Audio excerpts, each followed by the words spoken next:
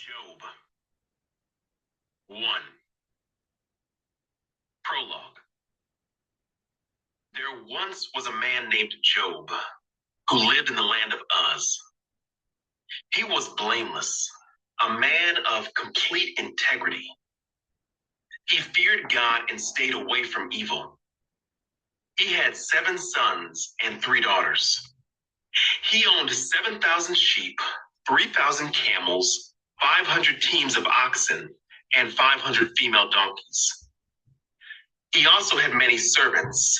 He was, in fact, the richest person in that entire area.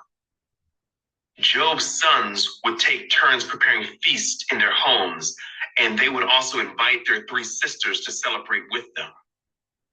When these celebrations ended, sometimes after several days, Job would purify his children. He would get up early in the morning and offer a burnt offering for each of them. For Job said to himself, "Perhaps my children have sinned and have cursed God in their hearts." This was Job's regular practice. Job's first test. One day, the members of the heavenly court came to present themselves before the Lord, and the accuser Satan came with them. "Where have you come from?" the Lord asked Satan. Satan answered the Lord, "I have been patrolling the earth, watching everything that's going on." Then the Lord asked Satan, "Have you noticed my servant Job? He is the finest man in all the earth. He is blameless, a man of complete integrity. He fears God and stays away from evil." Satan replied to the Lord, "Yes, but Job has good reason to fear God. You have always put a wall of protection around him and his home and his property. You have made him prosper in everything he does. Look how rich he is. But reach out and take away everything he has, and he will surely curse you to your face." "All right, you may test him," the Lord said to Satan. "Do whatever you want with everything he possesses, but don't harm him physically." So Satan left the Lord's presence. One day, when Job's sons and daughters were feasting at the oldest brother's house, a messenger arrived at Job's home with this news: "Your oxen were plowing, with the donkeys feeding beside them. When the Sabians raided us, they stole all the animals and killed all the farm hands. I am the only one who escaped to tell you." While he was still speaking, another messenger arrived with this news: "The fire of God has fallen from heaven and burned up your sheep and all the shepherds. I am the only one who escaped to tell you." While he was still speaking, a third messenger arrived with this news: "3 bands of Chaldean raiders have stolen your camels and killed your servants. I am the only one who escaped to tell you." While he was still speaking, another messenger arrived with this news: "Your sons and daughters were feasting in their oldest brother's home." Suddenly, a powerful wind swept in from the wilderness and hit the house on all sides. The house collapsed, and all your children are dead. I am the only one who escaped to tell you." Job stood up and tore his robe in grief. Then he shaved his head and fell to the ground to worship. He said, "I came naked from my mother's womb, and I will be naked when I leave. The Lord gave me what I had, and the Lord has taken it away. Praise the name of the Lord." In all of this, Job did not sin by blaming God. 2. Job's second test. One day the members of the heavenly court came again to present themselves before the Lord. And the accuser, Satan, came with them. "Where have you come from?" the Lord asked Satan. Satan answered the Lord, "I have been patrolling the earth, watching everything that's going on." Then the Lord asked Satan, "Have you noticed my servant Job? He is the finest man in all the earth. He is blameless, a man of complete integrity. He fears God and stays away from evil, and he has maintained his integrity, even though you urged me to harm him without cause." Satan replied to the Lord, "Skin for skin. A man will give up everything he has to save his life, but reach out and take away his health, and he will surely curse you to your face." "All right, do with him as you please," the Lord said to Satan, "but spare his life." So Satan left the Lord's presence, and he struck Job with terrible boils from head to foot. Job scraped his skin with a piece of broken pottery as he sat among the ashes. His wife said to him, "Are you still trying to maintain your integrity? Curse God and die." But Job replied, "You talk like a foolish woman.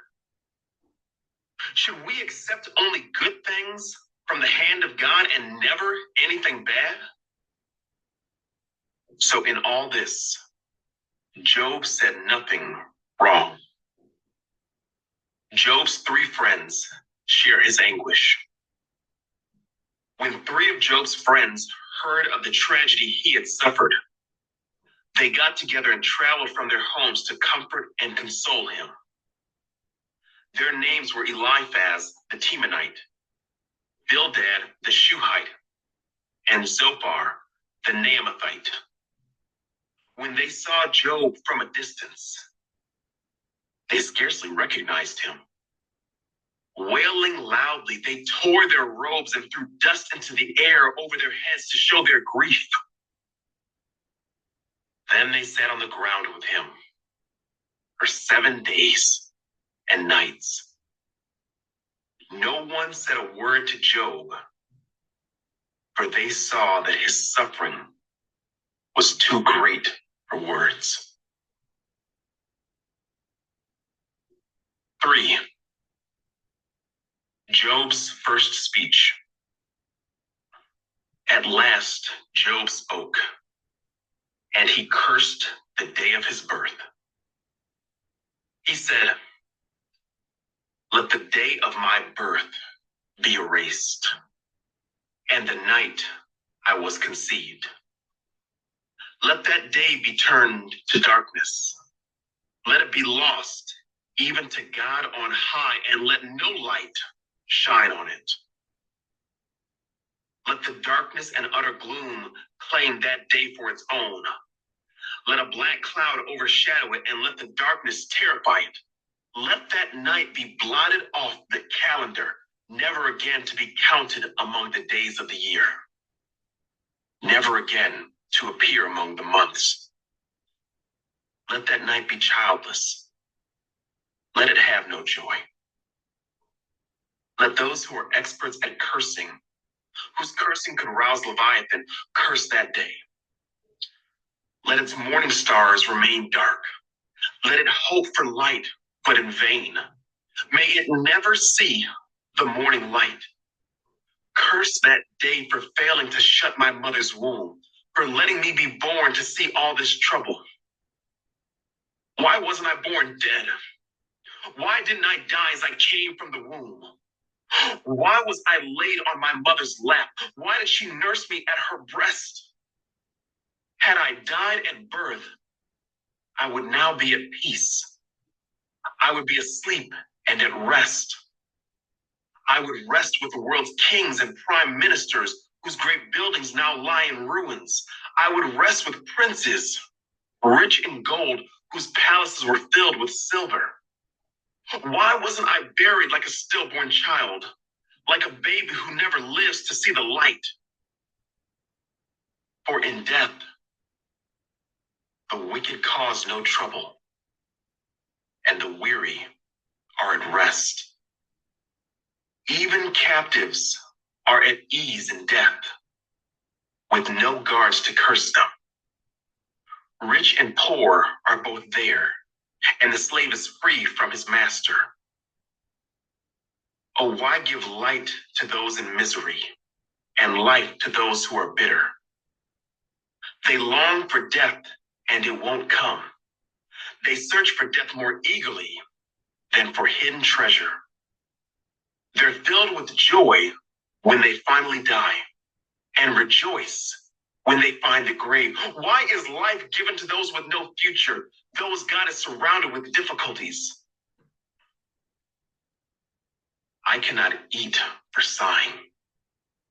My groans pour out like water. What I always feared has happened to me. What I dreaded has come true. I have no peace, no quietness.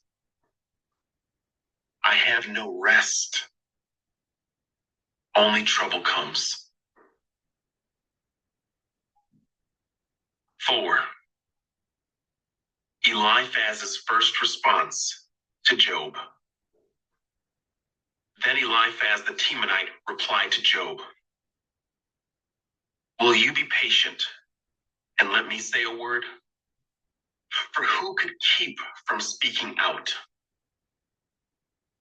In the past, you have encouraged many people. You have strengthened those who were weak.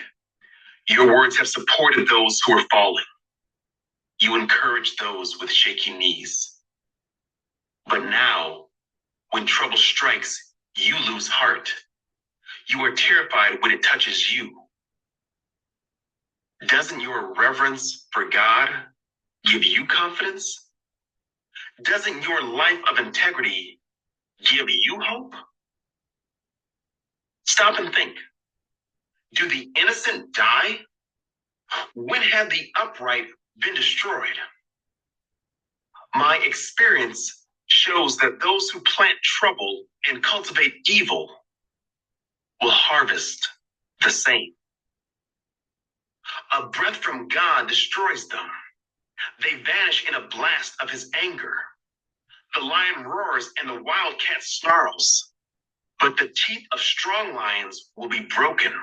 The fierce lion will starve for lack of prey, and the cubs of the lioness will be scattered. This truth was given to me in secret, as though whispered in my ear. It came to me in a disturbing vision at night when people are in a deep sleep. Fear gripped me, and my bones trembled. A spirit swept past my face, and my hair stood on end. The spirit stopped, but I couldn't see its shape. There was a form before my eyes. In the silence, I heard a voice say, "Can a mortal be innocent before God? Can anyone be pure before the Creator? If God does not trust his own angels and has charged his messengers with foolishness, how much less will he trust people made of clay? They are made of dust, crushed as easily as a moth. They are alive in the morning, but dead by evening, gone forever without a trace. Their tent cords are pulled and the tent collapses, and they die in ignorance." 5. Eliphaz's response continues. "Cry for help, but will anyone answer you? Which of the angels will help you. Surely resentment destroys the fool, and jealousy kills the simple. I have seen that fools may be successful for the moment, but then comes sudden disaster. Their children are abandoned far from help. They are crushed in court with no one to defend them. The hungry devour their harvest, even when it is guarded by brambles. The thirsty pant after their wealth. But evil does not spring from the soil, and trouble does not sprout from the earth. People are born for trouble as readily as sparks fly up from a fire. If I were you, I would go to God and present my case to him. He does great things, too marvelous to understand. He performs countless miracles. He gives rain for the earth and water for the fields. He gives prosperity to the poor and protects those who suffer. He frustrates the plans of schemers, so the work of their hands will not succeed. He traps the wise in their own cleverness, so their cunning schemes are thwarted. They find it is dark in the daytime, and they grope at noon as if it were night. He rescues the poor from the cutting words of the strong, and rescues them from the clutches of the powerful. And so at last, the poor have hope, and the snapping jaws of the wicked are shut. But consider the joy of those corrected by God.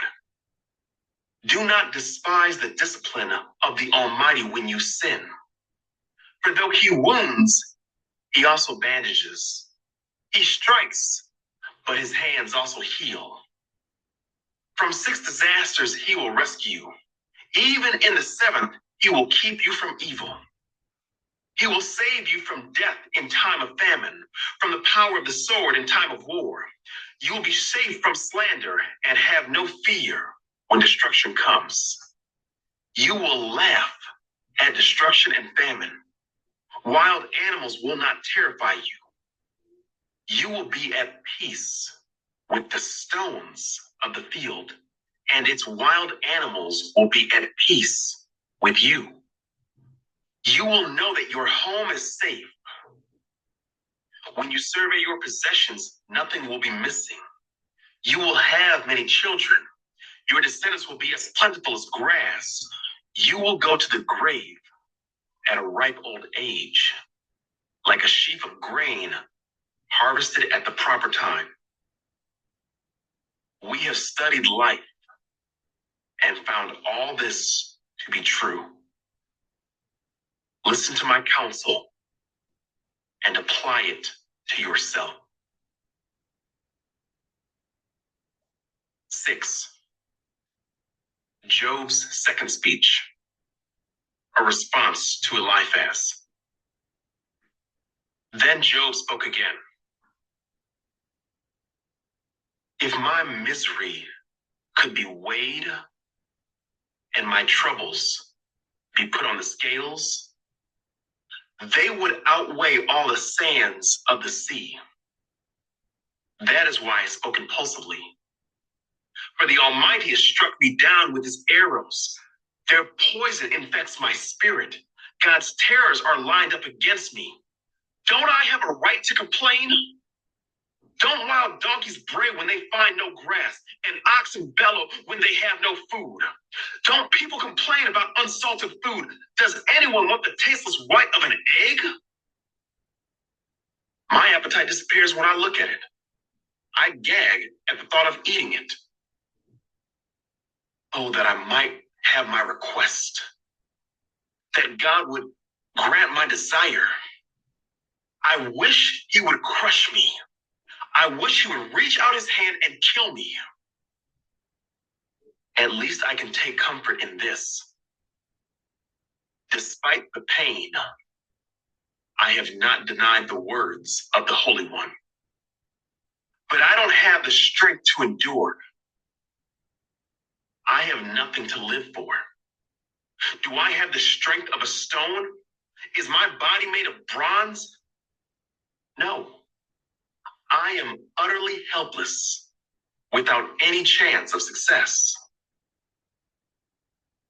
One should be kind to a fainting friend. But you accuse me without any fear of the Almighty. My brothers, you have proved as unreliable as a seasonal brook that overflows its banks in the spring when it is swollen with ice and melting snow. But when the hot weather arrives, the water disappears. The brook vanishes in the heat. The caravans turn aside to be refreshed, but there is nothing to drink, so they die. The caravans from Tema search for this water. The travelers from Sheba hope to find it. They count on it, but are disappointed. When they arrive, their hopes are dashed. You too have given no help.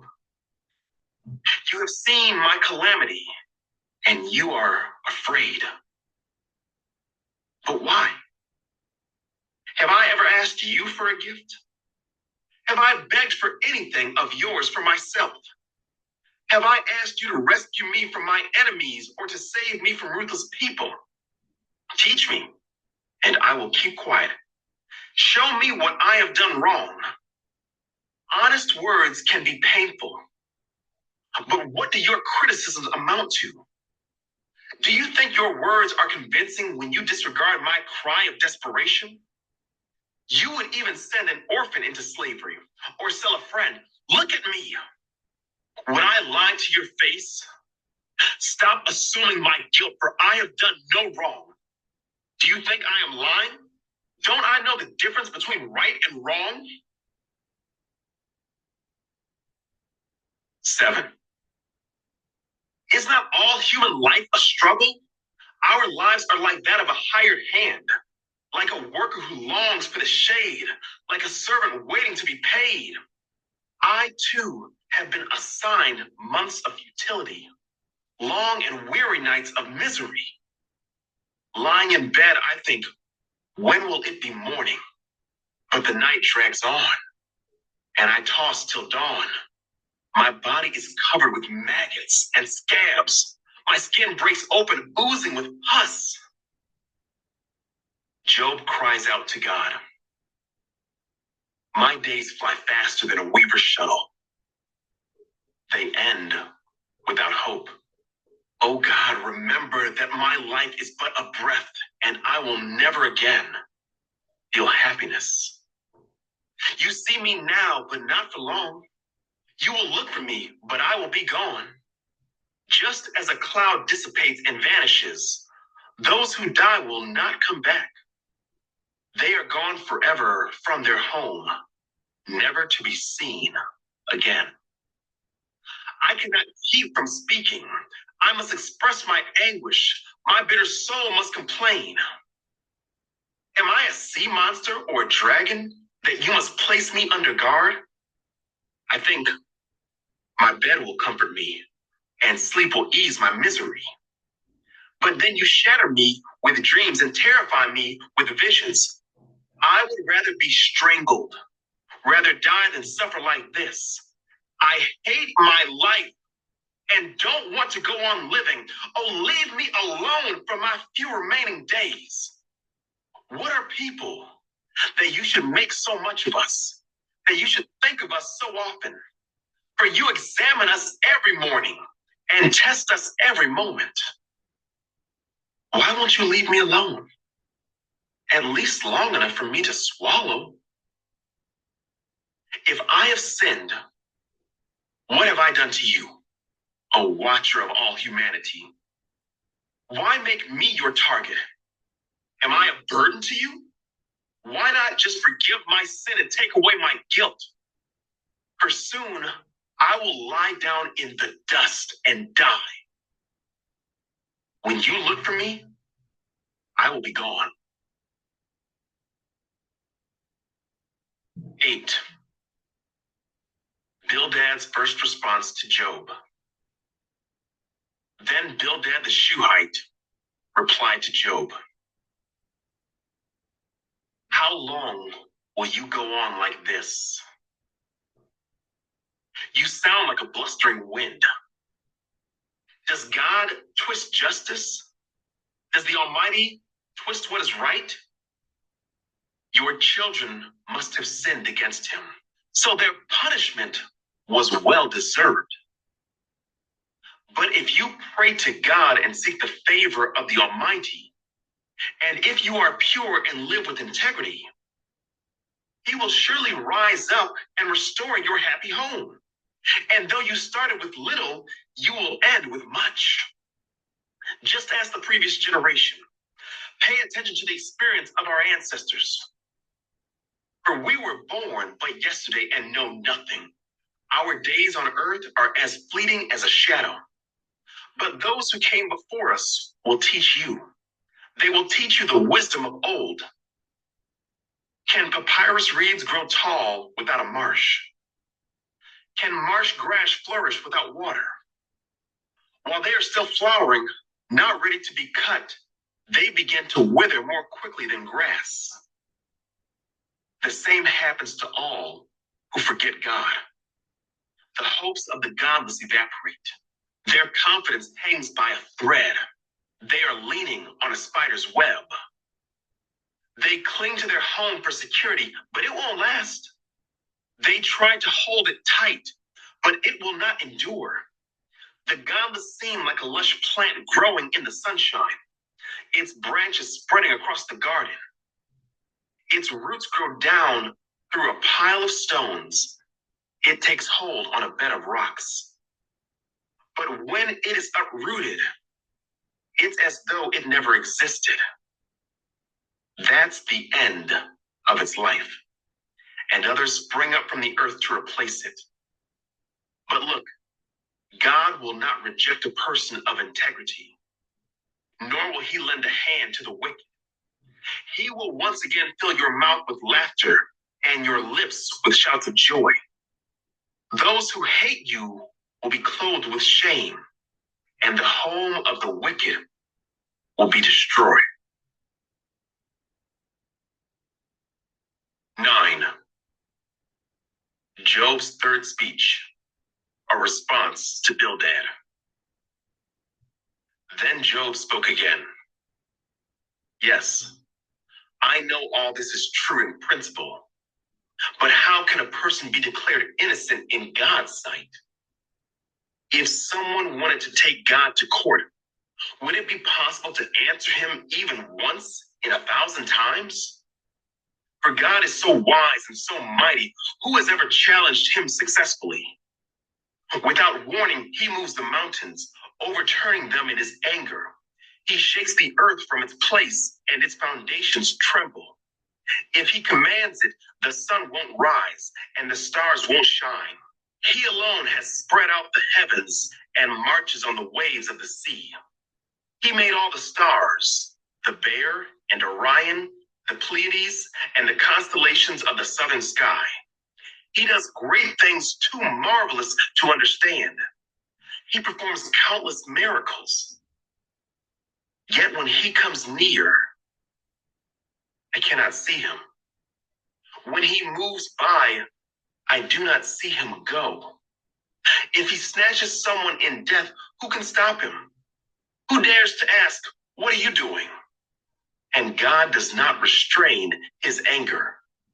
Even the monsters of the sea are crushed beneath his feet. So who am I that I should try to answer God or even reason with him? Even if I were right, I would have no defense. I can only plead for mercy. And even if I summoned him and he responded, I'm not sure he would listen to me. For he attacks me with a storm and repeatedly wounds me without cause. He will not let me catch my breath, but fills me instead with bitter sorrows.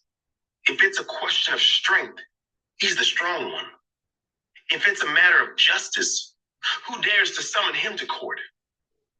Though I am innocent, my own mouth would pronounce me guilty. Though I am blameless, it would prove me wicked. I am innocent, but it makes no difference to me. I despise my life.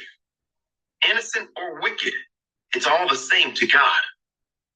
That's why I say he destroys both the blameless and the wicked. When a plague sweeps through, he laughs at the death of the innocent. The whole earth is in the hands of the wicked, and God blinds the eyes of the judges. If he's not the one who does it, who is? My life passes more swiftly than a runner. It flees away without a glimpse of happiness. It disappears like a swift papyrus boat, like an eagle swooping down on its prey. If I decided to forget my complaints, to put away my sad face and be cheerful, I would still dread all the pain, for I know you will not find me innocent, O God. Whatever happens, I will be found guilty. So what's the use of trying? Even if I were to wash myself with soap and clean my hands with lye, you would plunge me into a muddy ditch, and my own filthy clothing would hate me. God is not a mortal like me, so I cannot argue with him or take him to trial. If only there were a mediator between us, someone who could bring us together. The mediator could make God stop beating me, and I would no longer live in terror of his punishment. Then I could speak to him without fear, but I cannot do that in my own strength. 10. Job frames his plea to God. I am disgusted with my life. Let me complain freely. My bitter soul must complain. I will say to God, don't simply condemn me. Tell me the charge you are bringing against me. What do you gain by oppressing me? Why do you reject me, the work of your own hands, while smiling on the schemes of the wicked? Are your eyes like those of a human? Do you see things only as people see them? Is your lifetime only as long as ours? Is your life so short that you must quickly probe for my guilt and search for my sin? Although you know I am not guilty, no one can rescue me from your hands. You formed me with your hands. You made me, yet now you completely destroy me. Remember that you made me from dust. Will you turn me back to dust so soon? You guided my conception and formed me in the womb. You clothed me with skin and flesh, and you knit my bones and sinews together. You gave me life and showed me your unfailing love. My life was preserved by your care. Yet your real motive, your true intent, was to watch me. And if I sinned, you would not forgive my guilt. If I am guilty, too bad for me. And even if I'm innocent, I can't hold my head high because I am filled with shame and misery. And if I hold my head high, you hunt me like a lion and display your awesome power against me. Again and again, you witness against me. You pour out your growing anger on me and bring fresh armies against me. Why then did you deliver me from my mother's womb? Why didn't you let me die at birth? It would be as though I had never existed, going directly from the womb to the grave. I have only a few days left, so leave me alone, that I may have a moment of comfort before I leave, never to return. For the land of darkness and utter gloom. It is a land as dark as midnight, a land of gloom and confusion, where even the light is dark as midnight. 11. Zophar's first response to Job. Then Zophar, the Naamathite, replied to Job, shouldn't someone answer this torrent of words? Is a person proved innocent just by a lot of talking? Should I remain silent while you babble on? When you mock God, shouldn't someone make you ashamed? You claim my beliefs are pure, and I am clean in the sight of God. If only God would speak, If only he would tell you what he thinks. If only he would tell you the secrets of wisdom. For true wisdom is not a simple matter. Listen, God is doubtless punishing you far less than you deserve. Can you solve the mysteries of God? Can you discover everything about the Almighty? Such knowledge is higher than the heavens. And who are you? It is deeper than the underworld. What do you know? It is broader than the earth and wider than the sea. If God comes and puts a person in prison or calls the court to order, who can stop him? For he knows those who are false, and he takes note of all their sins. An empty-headed person won't become wise any more than a wild donkey can bear a human child. If only you would prepare your heart and lift up your hands to him in prayer. Get rid of your sins and leave all iniquity behind you. Then your face will brighten with innocence. You will be strong and free of fear. You will forget your misery. It will be like water flowing away. Your life will be brighter than the noonday. Even darkness will be as bright as morning. Having hope will give you courage. You will be protected and will rest in safety. You will lie down unafraid, and many will look to you for help. But the wicked will be blinded. They will have no escape. Their only hope is death. 12. Job's fourth speech, a response to Zophar. Then Job spoke again. You people really know everything, don't you? And when you die, wisdom will die with you. Well, I know a few things myself, and you're no better than I am. Who doesn't know these things you've been saying? Yet my friends laugh at me, for I call on God and expect an answer. I am a just and blameless man, yet they laugh at me. People who are at ease mock those in trouble. They give a push to people who are stumbling, but robbers are left in peace. And those who provoke God live in safety, though God keeps them in his power. Just ask the animals, and they will teach you. Ask the birds of the sky, and they will tell you. Speak to the earth, and it will instruct you. Let the fish in the sea speak to you, for they all know that my disasters come from the hand of the Lord. For the life of every living thing is in his hand, and the breath of every human being. The ear tests the words it hears, just as the mouth distinguishes between foods. Wisdom belongs to the aged, and understanding to the old. But true wisdom and power are found in God. Counsel and understanding are his. What he destroys cannot be rebuilt. When he puts someone in prison, there is no escape. If he holds back the rain, the earth becomes a desert. If he releases the waters, they flood the earth. Yes, strength and wisdom are his. Deceivers and deceived are both in his power. He leads counselors away, stripped of good judgment. Wise judges become fools. He removes the royal robe of kings. They are led away with ropes around their waist. He leads priests away, stripped of status. He overthrows those with long years and power.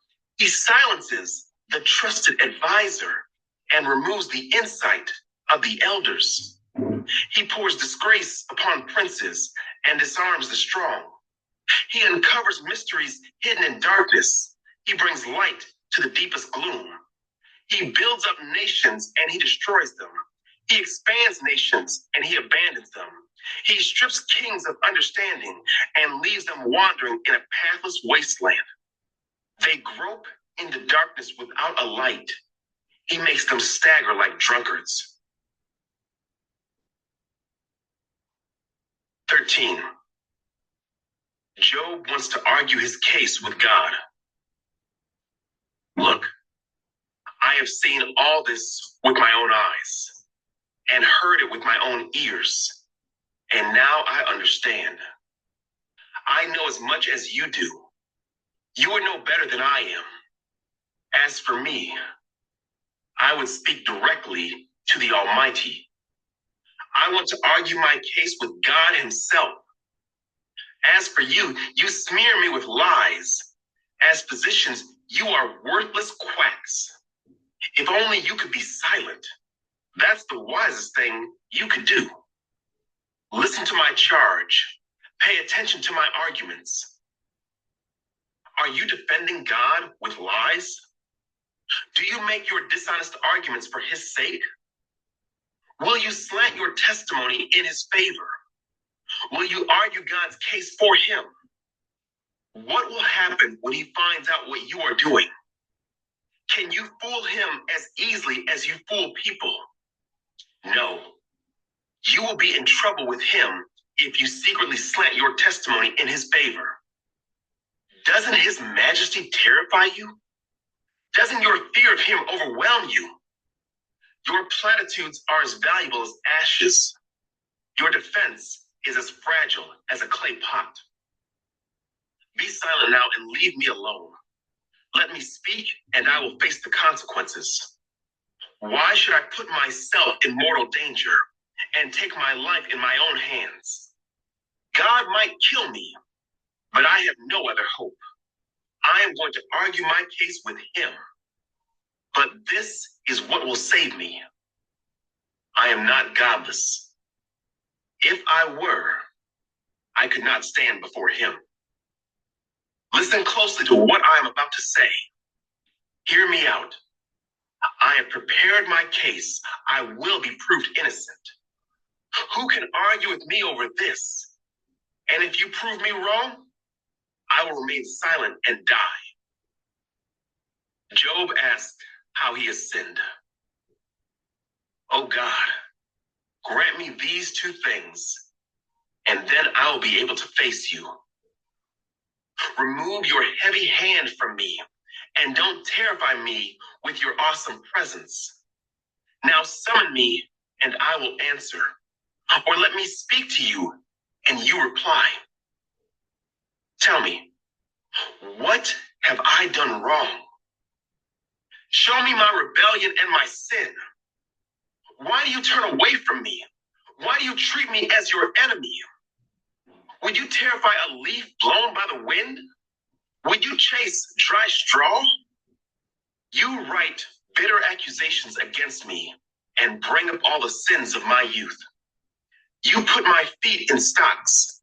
You examine all my paths. You trace all my footprints. I waste away like rotting wood, like a moth-eaten coat.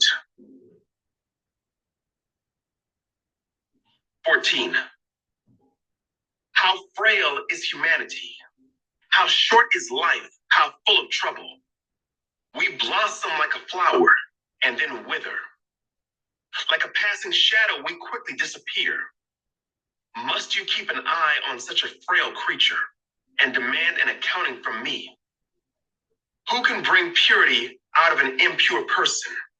No one. You have decided the length of our lives. You know how many months we will live, and we are not given a minute longer. So leave us alone and let us rest. We are like hired hands, so let us finish our work in peace. Even a tree has more hope. If it is cut down, it will sprout again and grow new branches. Though its roots have grown old in the earth and its stump decays, at the scent of water it will bud and sprout again like a new seedling. But when people die, their strength is gone. They breathe their last, and then where are they? As water evaporates from a lake and a river disappears in drought, people are laid to rest and do not rise again until the heavens are no more. They will not wake up, nor be roused from their sleep. I wish you would hide me in the grave and forget me there until your anger has passed. But mark your calendar to think of me again. Can the dead live again? If so, this would give me hope through all my years of struggle, and I would eagerly await the release of death. You would call, And I would answer, and you would yearn for me, your handiwork. For then you would guard my steps instead of watching for my sins. My sins would be sealed in a pouch, and you would cover my guilt. But instead, as mountains fall and crumble, and as rocks fall from a cliff, as water wears away the stones and floods wash away the soil, so you destroy people's hope. You always overpower them and they pass from the scene. You disfigure them in death and send them away. They never know if their children grow up in honor or sink to insignificance. They suffer painfully. Their life is full of trouble. 15. Eliphaz's second response to Job. Then Eliphaz the Temanite replied, a wise man wouldn't answer with such empty talk. You are nothing but a windbag. The wise don't engage in empty chatter. What good are such words? Have you no fear of God? No reverence for him? Your sins are telling your mouth what to say. Your words are based on clever deception. Your own mouth condemns you, not I. Your own lips testify against you. Were you the first person ever born? Were you born before the hills were made? Were you listening at God's secret counsel? Do you have a monopoly on wisdom? What do you know that we don't? What do you understand that we do not? On our side are aged, gray-haired men, much older than your father. Is God's comfort too little for you? Is his gentle word not enough? What has taken away your reason? What has weakened your vision that you turn against God and say all these evil things? Can any mortal be pure? Can anyone born of a woman be just? Look, God does not even trust the angels. Even the heavens are not absolutely pure in his sight. How much less pure is a corrupt and sinful person with a thirst for wickedness? If you will listen, I will show you. I will answer you from my own experience, and it is confirmed by the reports of wise men who have heard the same thing from their fathers, from those to whom the land was given long before any foreigners arrived. The wicked writhe in pain throughout their lives. Years of trouble are stored up for the ruthless. The sound of terror rings in their ears, and even on good days, they fear the attack of the destroyer. They dare not go out into the darkness, for fear they will be murdered. They wander around saying, where can I find bread? They know their day of destruction is near. That dark day terrifies them. They live in distress and anguish, like a king preparing for battle.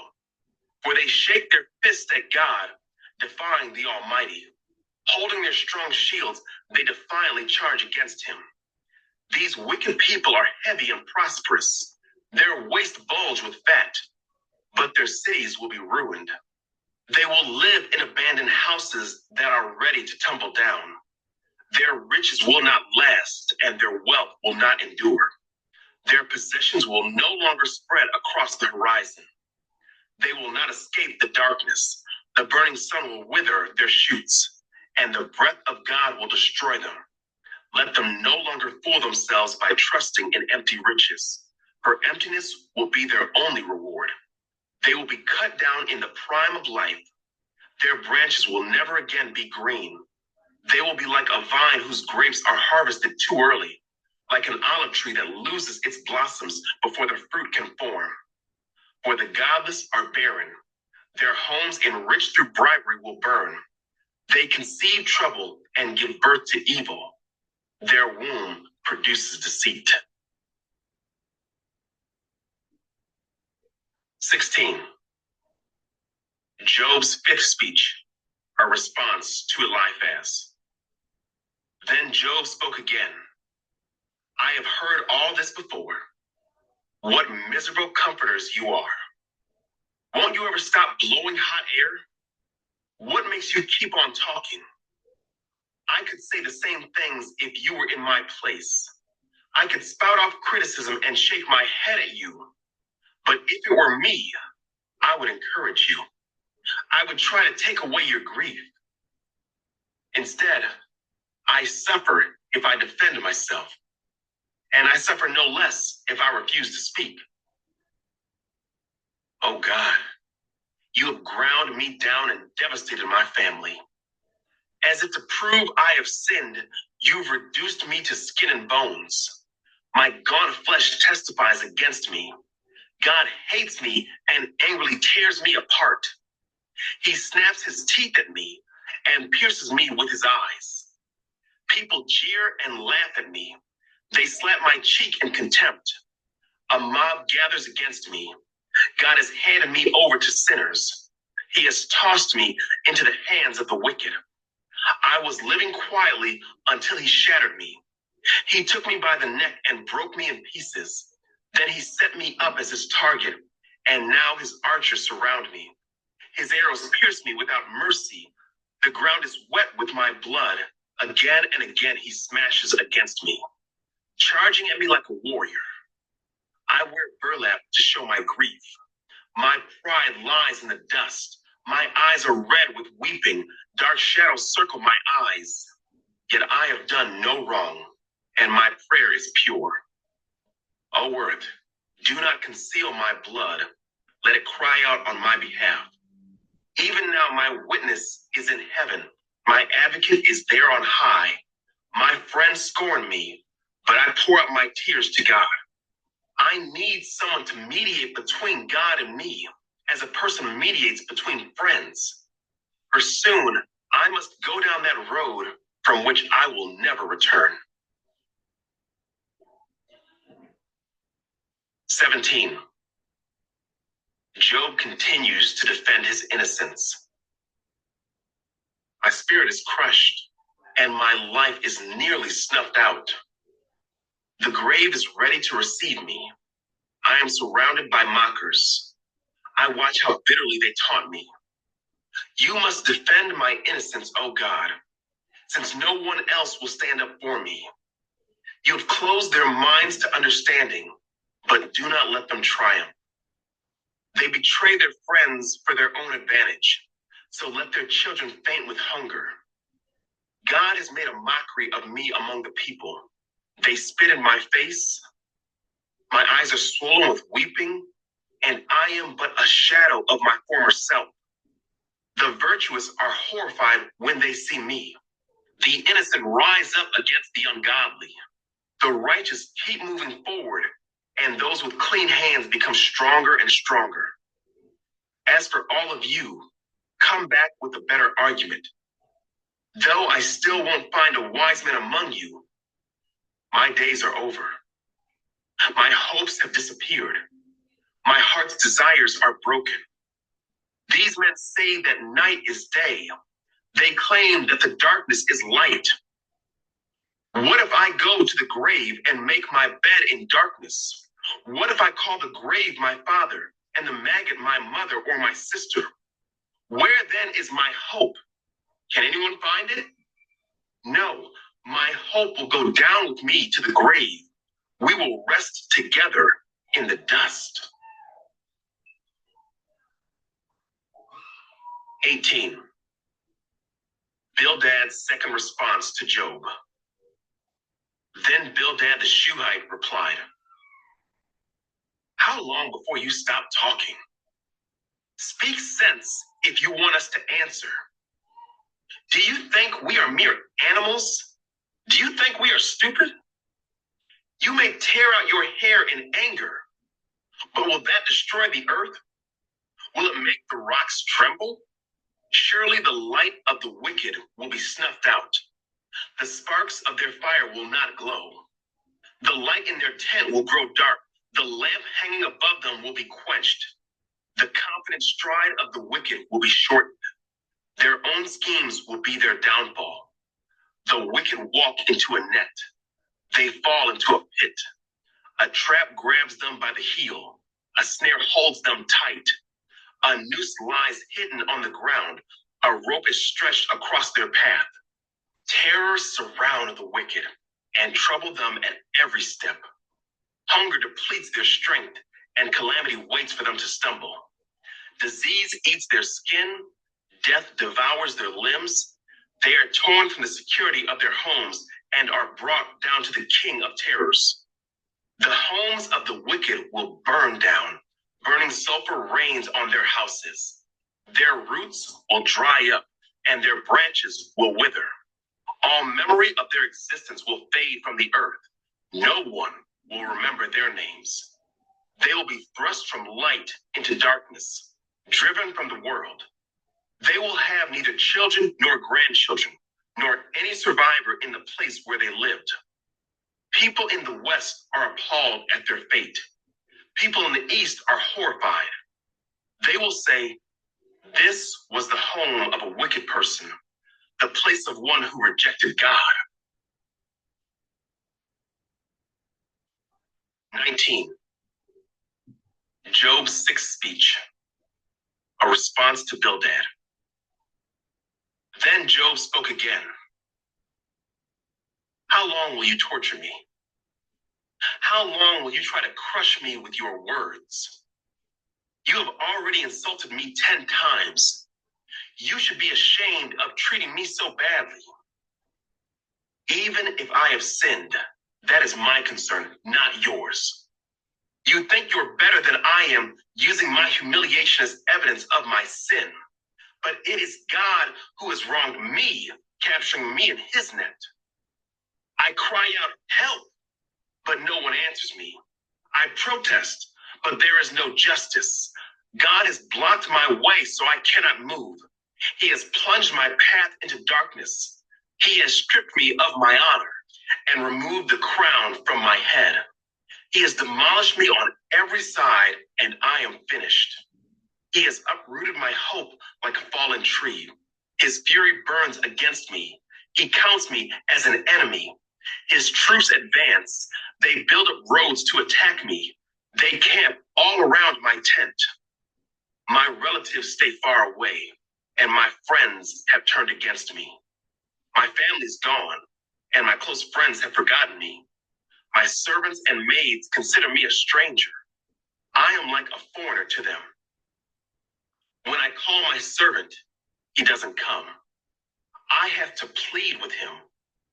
My breath is repulsive to my wife. I am rejected by my own family. Even young children despise me. When I stand to speak, they turn their backs on me. My close friends detest me. Those I loved have turned against me. I have been reduced to skin and bones and have escaped death by the skin of my teeth. Have mercy on me, my friends. Have mercy, for the hand of God has struck me. Must you also persecute me like God does? Haven't you chewed me up enough? Oh, that my words could be recorded. Oh, that they could be inscribed on a monument, carved with an iron chisel and filled with lead, engraved forever in the rock. But as for me, I know that my Redeemer lives, and he will stand upon the earth at last.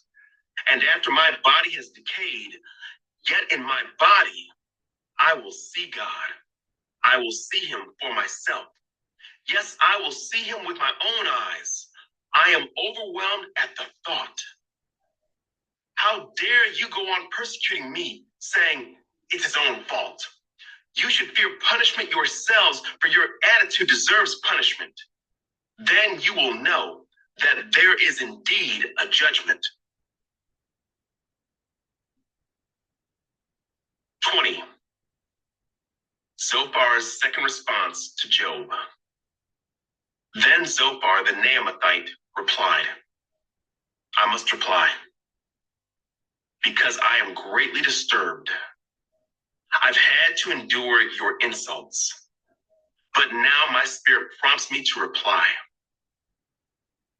Don't you realize that from the beginning of time, ever since people were first placed on the earth, the triumph of the wicked has been short-lived, and the joy of the godless has been only temporary? Though the pride of the godless reaches to the heavens and their heads touch the clouds, yet they will vanish forever, thrown away like their own dung. Those who knew them will ask, where are they? They will fade like a dream and not be found. They will vanish like a vision in the night. Those who once saw them will see them no more. Their families will never see them again. Their children will beg from the poor, for they must give back their stolen riches. Though they are young, their bones will lie in the dust. They enjoyed the sweet taste of wickedness, letting it melt under their tongue. They savored it, holding it long in their mouths. But suddenly, the food in their bellies turned sour, a poisonous venom in their stomach. They will vomit the wealth they swallowed. God won't let them keep it down. They will suck the poison of cobras. The viper will kill them. They will never again enjoy streams of olive oil or rivers of milk and honey. They will give back everything they worked for. Their wealth will bring them no joy, for they oppressed the poor and left them destitute. They foreclosed on their homes. They were always greedy and never satisfied. Nothing remains of all the things they dreamed about. Nothing is left after they finish gorging themselves. Therefore, their prosperity will not endure. In the midst of plenty, they will run into trouble and be overcome by misery. May God give them a belly full of trouble. May God rain down his anger upon them. When they try to escape an iron weapon, a bronze-tipped arrow will pierce them. The arrow is pulled from their back, and the arrowhead glistens with blood. The terrors of death are upon them. Their treasures will be thrown into deepest darkness.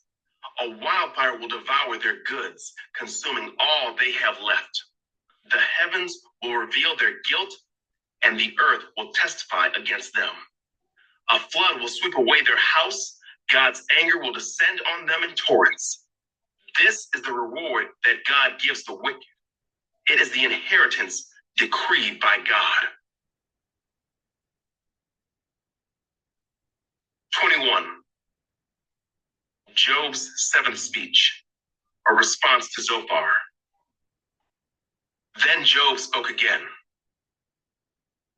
Listen closely to what I am saying. That's one consolation you can give me. Bear with me and let me speak. After I have spoken, you may resume mocking me. My complaint is with God, not with people. I have good reason to be so impatient. Look at me and be stunned. Put your hand over your mouth in shock. When I think about what I am saying, I shudder. My body trembles. Why do the wicked prosper, growing old and powerful? They live to see their children grow up and settle down, and they enjoy their grandchildren. Their homes are safe from every fear, and God does not punish them. Their bulls never fail to breed. Their cows bear calves and never miscarry. They let their children frisk about like lambs. Their little ones skip and dance. They sing with tambourine and harp. They celebrate to the sound of the flute. They spend their days in prosperity, then go down to the grave in peace. And yet they say to God, go away. We want no part of you and your ways. Who is the Almighty, and why should we obey him? What good will it do us to pray?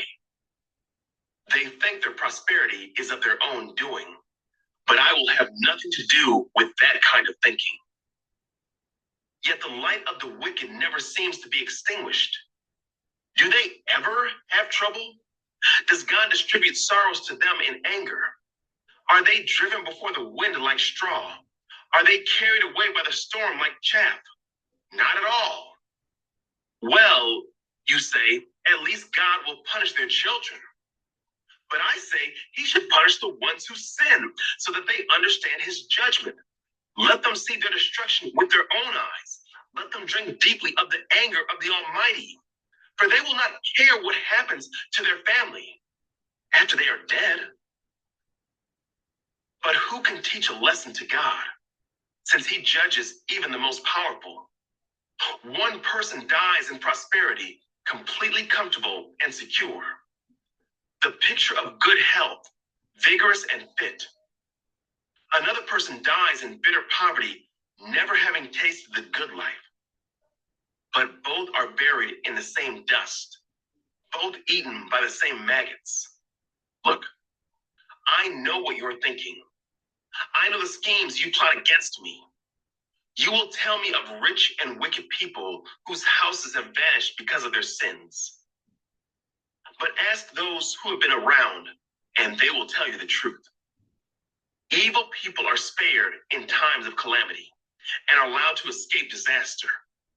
No one criticizes them openly or pays them back for what they have done. When they are carried to the grave, an honor guard keeps watch at their tomb. A great funeral procession goes to the cemetery. Many pay their respects as the body is laid to rest, and the earth gives sweet repose. How can your empty cliches comfort me? All your explanations are lies. 22. Eliphaz's third response to Job. Then Eliphaz the Temanite replied, "Can a person do anything to help God? Can even a wise person be helpful to him? Is it any advantage to the Almighty if you are righteous? Would it be any gain to him if you were perfect? Is it because you're so pious that he accuses you and brings judgment against you? No, it's because of your wickedness. There's no limit to your sins. For example, you must have lent money to your friend and demanded clothing as security. Yes, you stripped him to the bone. You must have refused water for the thirsty and food for the hungry. You probably think the land belongs to the powerful and only the privileged have a right to it. You must have sent widows away empty-handed and crushed the hopes of orphans. That is why you are surrounded by traps and tremble from sudden fears. That is why you cannot see in the darkness and waves of water cover you. God is so great, higher than the heavens, higher than the farthest stars. But you reply, that's why God can't see what I'm doing. How can he judge through the thick darkness? For thick clouds swirl about him, and he cannot see us. He is way up there, walking on the vault of heaven. Will you continue on the old paths where evil people have walked? They were snatched away in the prime of life, the foundations of their lives washed away. For they said to God, leave us alone. What can the Almighty do to us? Yet he was the one who filled their homes with good things. So I will have nothing to do with that kind of thinking. The righteous will be happy to see the wicked destroyed, and the innocent will laugh in contempt. They will say, see how our enemies have been destroyed? The last of them have been consumed in the fire. Submit to God, and you will have peace. Then things will go well for you. Listen to his instructions and store them in your heart. If you return to the Almighty, you will be restored. So clean up your life. If you give up your lust for money and throw your precious gold into the river, the Almighty himself will be your treasure. He will be your precious silver. Then you will take delight in the Almighty and look up to God. You will pray to him and he will hear you, and you will fulfill your vows to him. You will succeed in whatever you choose to do, and light will shine on the road ahead of you. If people are in trouble and you say, help them, God will save them. Even sinners will be rescued. They will be rescued because your hands are pure. 23. Job's eighth speech, a response to Eliphaz. Then Job spoke again. My complaint today is still a bitter one, and I try hard not to groan aloud. If only I knew where to find God, I would go to his court. I would lay out my case and present my arguments. Then I would listen to his reply and understand what he says to me. Would he use his great power to argue with me? No, he would give me a fair hearing. Honest people can reason with him, so I would be forever acquitted by my judge. I go east, but he is not there. I go west, but I cannot find him. I do not see him in the north, for he is hidden. I look to the south, but he is concealed. But he knows where I am going, and when he tests me, I will come out as pure as gold.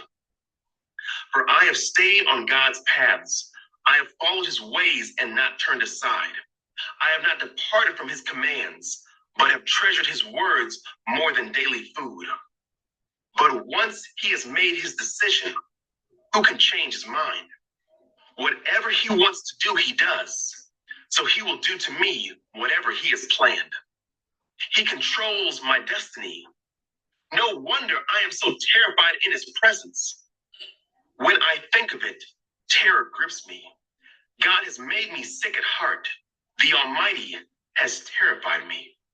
Darkness is all around me. Thick, impenetrable darkness is everywhere. 24. Job asked why the wicked are not punished. Why doesn't the Almighty bring the wicked to judgment? Why must the godly wait for him in vain? Evil people steal land by moving the boundary markers. They steal livestock and put them in their own pastures. They take the orphan's donkey and demand the widow's ox as security for a loan. The poor are pushed off the path. The needy must hide together for safety. Like wild donkeys in the wilderness, the poor must spend all their time looking for food, searching even in the desert for food for their children. They harvest a field they do not own, and they glean in the vineyards of the wicked. All night they lie naked in the cold without clothing or covering. They are soaked by mountain showers, and they huddle against the rocks for want of a home. The wicked snatch a widow's child from her breast, taking the baby as security for a loan. The poor must go about naked without any clothing. They harvest food for others while they themselves are starving. They press out olive oil without being allowed to taste it, and they tread in the winepress as they suffer from thirst. The groans of the dying rise from the city, and the wounded cry for help, yet God ignores their moaning. Wicked people rebel against the light. They refuse to acknowledge its ways or stay in its paths. The murderer rises in the early dawn to kill the poor and needy. At night, he is a thief. The adulterer waits for the twilight, saying, "No one will see me then." He hides his face so no one will know him. Thieves break into houses at night and sleep in the daytime. They are not acquainted with the light. The black night is their morning. They ally themselves with the terrors of the darkness, but they disappear like foam down a river. Everything they own is cursed, and they are afraid to enter their own vineyards. The grave consumes sinners, just as drought and heat consume snow. Their own mothers will forget them. Maggots will find them sweet to eat. No one will remember them. Wicked people are broken like a tree in the store. They cheat the woman who has no son to help her. They refuse to help the needy widow. God in his power drags away the rich. They may rise high, but they have no assurance of life. They may be allowed to live in security, but God is always watching them. And though they are great now, in a moment they will be gone like all others, cut off like heads of grain. Can anyone claim otherwise? Who can prove me wrong? 25. Bildad's third response to Job. Then Bildad the Shuhite replied, "God is powerful and dreadful. He enforces peace in the heavens. Who is able to count his heavenly army? Doesn't his light shine on all the earth? How can a mortal be innocent before God? Can anyone born of a woman be pure? God is more glorious than the moon. He shines brighter than the stars. In comparison, people are maggots. We mortals are mere worms. 26. Job's ninth speech, a response to Bildad. Then Job spoke again. How you have helped the powerless. How you have saved the weak. How you have enlightened my stupidity. What wise advice you have offered. Where have you gotten all these wise sayings? Whose spirit speaks through you? The dead tremble. Those who live beneath the waters. The underworld is naked in God's presence. The place of destruction is uncovered. God stretches the northern sky over empty space and hangs the earth on nothing. He wraps the rain in his thick clouds, and the clouds don't burst with the weight. He covers the face of the moon, shrouding it with his clouds. He created the horizon when he separated the waters. He set the boundary between day and night. The foundations of heaven tremble. They shudder at his rebuke. By his power, the sea grew calm. By his skill, he crushed the great sea monster. His spirit made the heavens beautiful, and his power pierced the gliding serpent. These are just the beginning of all that he does, merely a whisper of his power. Who then can comprehend the thunder of his power? 27. Job's final speech. Job continued speaking. I vow by the living God who has taken away my rights, by the Almighty who has embittered my soul, as long as I live, while I have breath from God, my lips will speak no evil, and my tongue will speak no lies. I will never concede that you are right. I will defend my integrity until I die. I will maintain my innocence without wavering. My conscience is clear for as long as I live. May my enemy be punished like the wicked, my adversary like those who do evil. For what hope do the godless have when God cuts them off and takes away their life? Will God listen to their cry when trouble comes upon them? Can they take delight in the Almighty? Can they call to God at any time? I will teach you about God's power. I will not conceal anything concerning the Almighty. But you have seen all this, yet you say all these useless things to me. This is what the wicked will receive from God. This is their inheritance from the Almighty. They may have many children, but the children will die in war or starve to death. Those who survive will die of a plague, and not even their widows will mourn them. Evil people may have piles of money and may store away mounds of clothing, but the righteous will wear that clothing, and the innocent will divide that money. The wicked build houses as fragile as a spider's web, as flimsy as a shelter made of branches. The wicked go to bed rich, but wait to find that all their wealth is gone. Terror overwhelms them like a flood, and they are blown away in the storms of the night. The east wind carries them away, and they are gone. It sweeps them away. It whirls down on them without mercy. They struggle to flee from its power, but everyone jeers at them and mocks them. 28. Job speaks of wisdom and understanding. People know where to mine silver and how to refine gold. They know where to dig iron from the earth and how to smelt copper from rock. They know how to shine light in the darkness and explore the farthest regions of the earth as they search in the dark for ore. They sink a mine shaft into the earth, far from where anyone lives. They descend on ropes, swinging back and forth. Food is grown on the earth above, but down below the earth is melted as by fire. Here the rocks contain precious lapis lazuli, and the dust contains gold. These are treasures no bird of prey can see, no falcon's eye observe. No wild animal has walked upon these treasures. No lion has ever set his paw there. People know how to tear apart flinty rocks and overturn the roots of mountains. They cut tunnels in the rocks and uncover precious stones. They dam up the trickling streams and bring to light the hidden treasures. But do people know where to find wisdom? Where can they find understanding? No one knows where to find it, for it is not found among the living. It is not here, says the ocean, nor is it here, says the sea. It cannot be bought with gold. It cannot be purchased with silver. It's worth more than all the gold of Ophir, greater than precious onyx or lapis lazuli.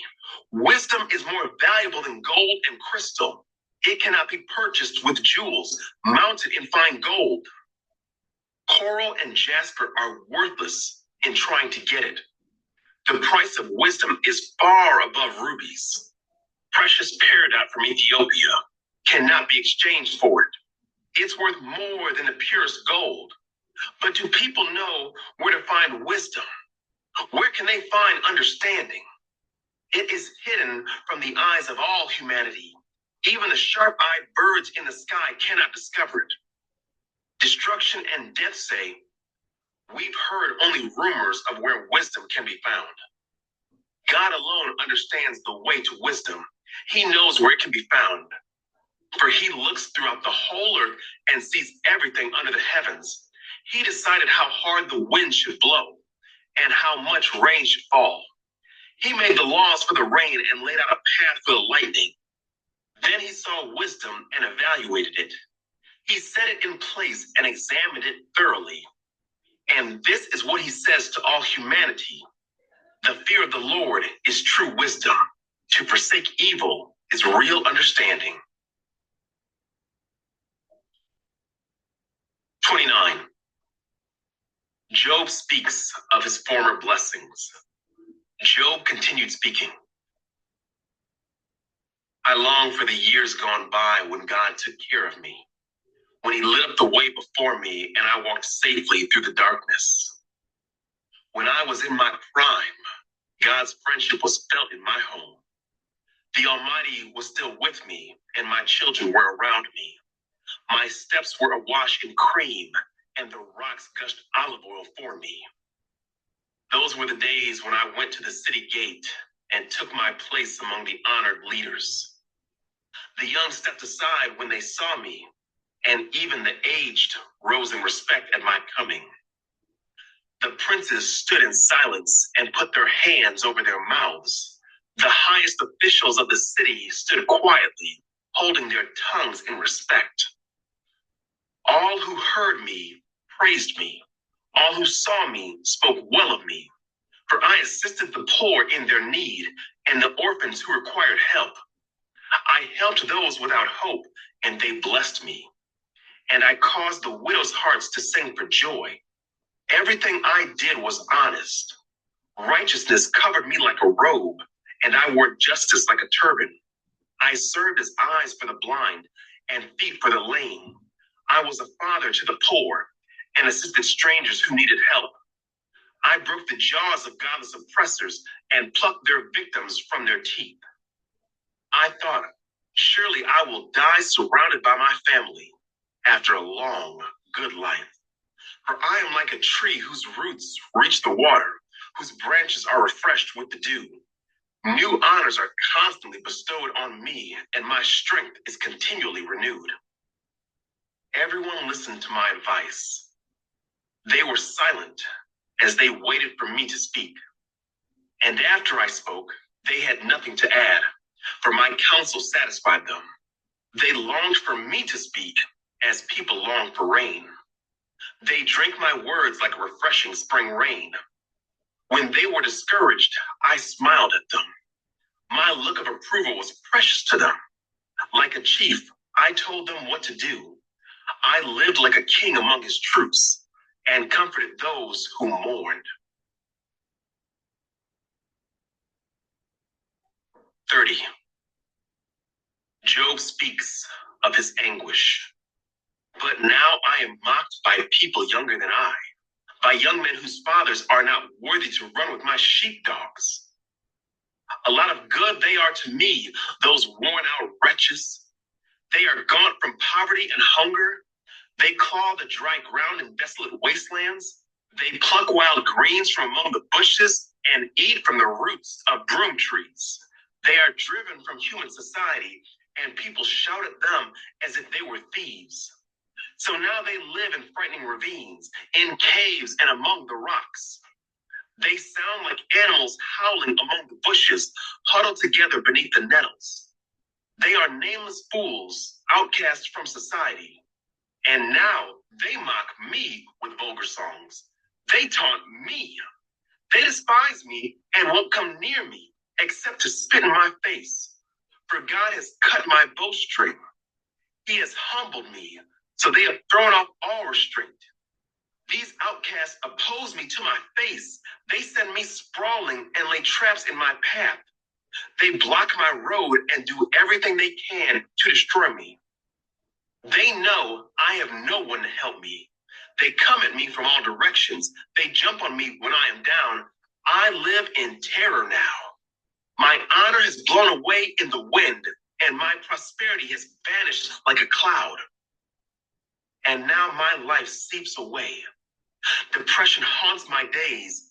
At night, my bones are filled with pain, which gnaws at me relentlessly. With a strong hand, God grabs my shirt. He grips me by the collar of my coat. He has thrown me into the mud. I'm nothing more than dust and ashes.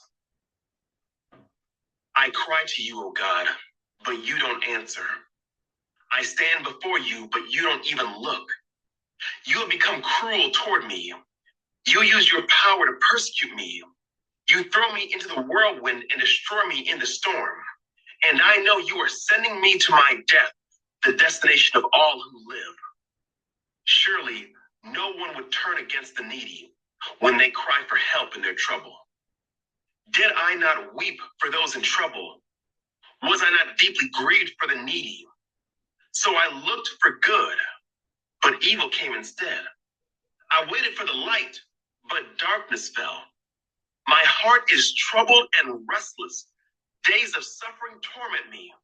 I walk in gloom without sunlight. I stand in the public square and cry for help. Instead, I am considered a brother to jackals and a companion to owls. My skin has turned dark, and my bones burn with fever.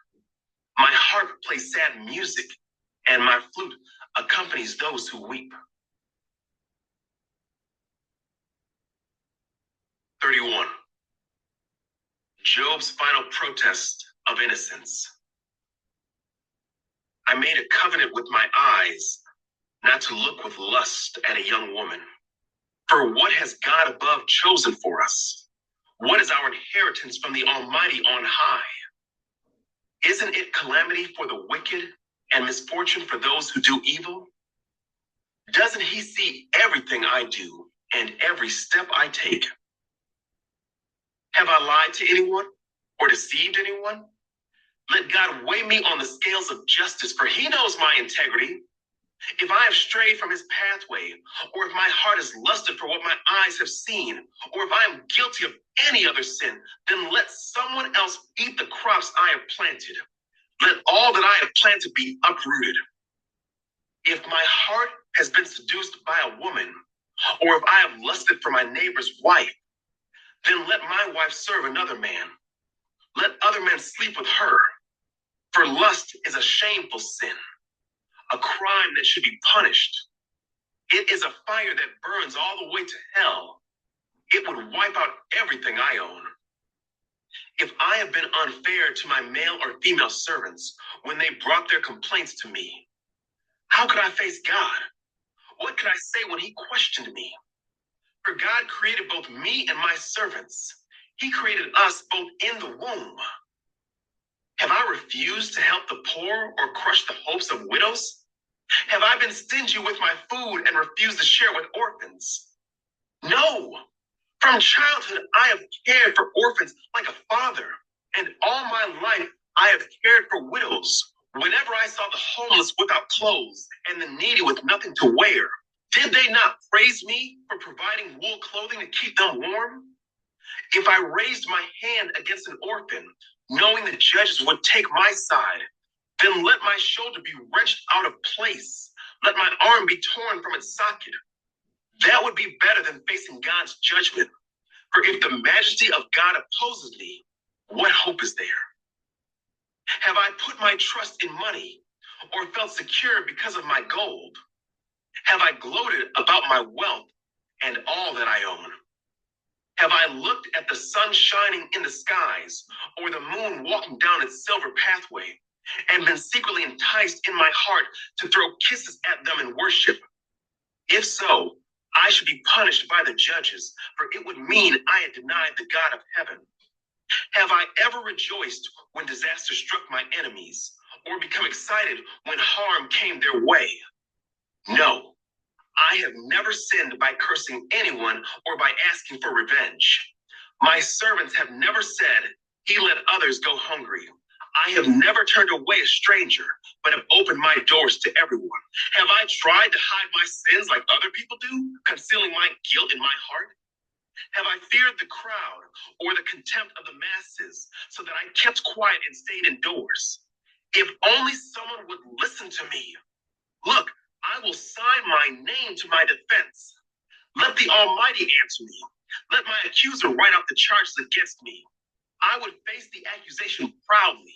I would wear it like a crown, for I would tell him exactly what I have done. I would come before him like a prince. If my land accuses me and all its furrows cry out together, or if I have stolen its crops or murdered its owners, then let thistles grow on that land instead of wheat, and weeds instead of barley. Job's words are ended. 32. Elihu responds to Job's friends. Job's three friends refused to reply further to him because he kept insisting on his innocence.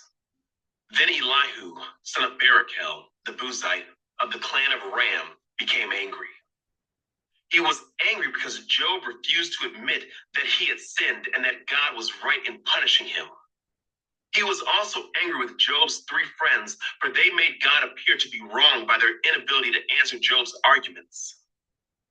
Elihu had waited for the others to speak to Job because they were older than he. But when he saw that they had no further reply, he spoke out angrily. Elihu, son of Barachel the Buzite, said, "I am young, and you are old. So I held back from telling you what I think. I thought those who are older should speak, for wisdom comes with age.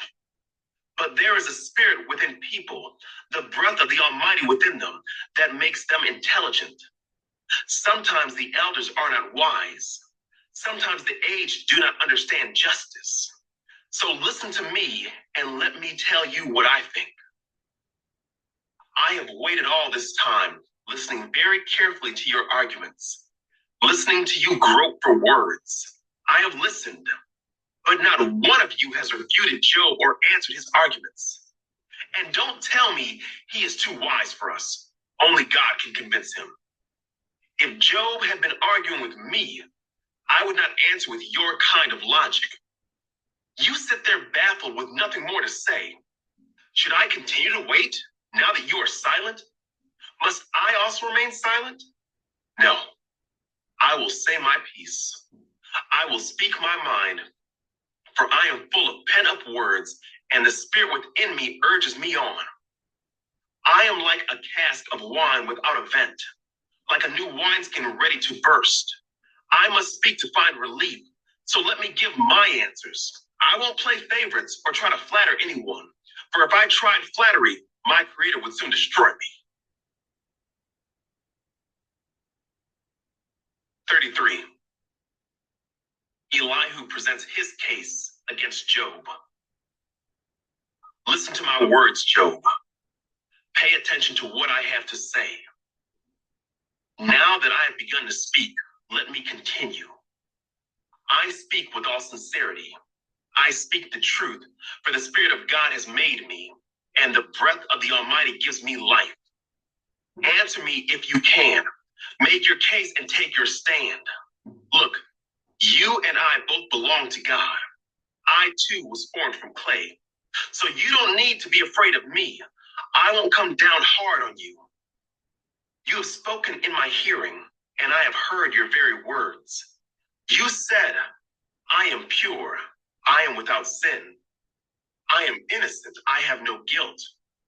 God is picking a quarrel with me, and he considers me his enemy. He puts my feet in the stocks and watches my every move. But you are wrong, and I will show you why. For God is greater than any human being. So why are you bringing a charge against him? Why say he does not respond to people's complaints? For God speaks again and again, though people do not recognize it. He speaks in dreams, in visions of the night, when deep sleep falls on people as they lie in their beds. He whispers in their ears and terrifies them with warnings. He makes them turn from doing wrong. He keeps them from pride. He protects them from the grave, from crossing over the river of death. Or God disciplines people with pain on their sick beds, with ceaseless aching in their bones. They lose their appetite for even the most delicious food.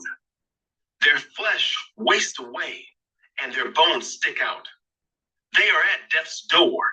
The angels of death wait for them. But if an angel from heaven appears, a special messenger to intercede for a person and declare that he is upright, he will be gracious and say, rescue him from the grave, for I have found a ransom for his life. Then his body will become as healthy as a child's, firm and youthful again.